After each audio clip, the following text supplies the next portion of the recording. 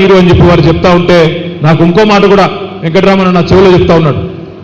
8-10 parliament సీట్లు కనుక మనం గెలిస్తే 8-10 పార్లమెంట్ సీట్లు కనుక గెలిస్తే పార్లమెంట్ ఎన్నికల తర్వాత ఈ రాష్ట్రంలో రాజకీయంగా చాలా చాలా మార్పులు వస్తాయి.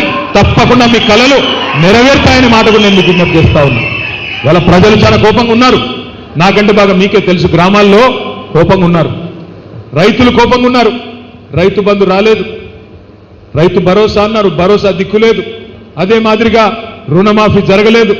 మరి అదే మాదిరిగా ఈ రోజు వరకు ఈ నిమిషం వరకు మరి ఎప్పుడు ధాన్యం కొనుగోలు జరుగుతుందో కూడా ఇప్పటి వరకు తెలియదు.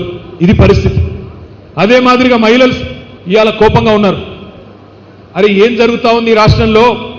మనకి కేసీఆర్ గారు ఉన్నప్పుడు అన్ని సవ్యంగా జరిగేది.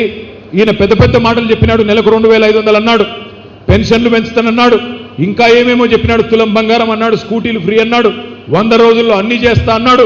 ఇవాళేమో కథలు చెప్తున్నాడని చెప్పి మహిళలు కోపంగా ఉన్నారు, విద్యార్థులు కోపంగా ఉన్నారు. రాష్ట్రంలో ఇప్పటి వరకు 100 రోజుల్లో మోసకారి ప్రభుత్వం కేసీఆర్ ఇచ్చిన ఉద్యోగాలను ఇవాళ నేనిచ్చిన ఉద్యోగాలని చెప్పుకుంటున్నారు రేవంత్ రెడ్డి గారు. 30,000 ఉద్యోగాలు కేసీఆర్ గారి ప్రభుత్వంలో ఆనాడు ప్రవేశ పరీక్షలు జరిగి ఆనాడే మొత్తం అపాయింట్మెంట్లు జరిగి కాగితాలు మాత్రం రేవంత్ రెడ్డి గారు ఇచ్చి నేనిచ్చిన ఉద్యోగాలని చెప్పుకుంటుంటే విద్యార్థులు నిరుద్యోగులు వాళ్ళు కోపంగా ఉన్నారు.